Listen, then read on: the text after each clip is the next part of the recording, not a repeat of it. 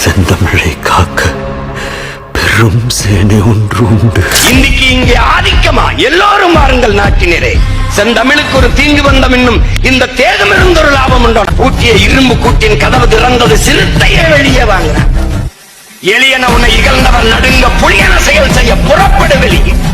சிம்பு பறவையே சிறகை விரி, திறவிழி திருப்பு முகம், சிங்க இளைஞனே திருப்பு முகம். இங்கும் நாட்டிற்கு இடிகடுதை ஆட்சியா? கைவிரித்து வந்த கைவர் நம்பினை பகலினை நள்ளிரில் வென்றே. பகல போய் இருக்கு நம்பிட்டேடா.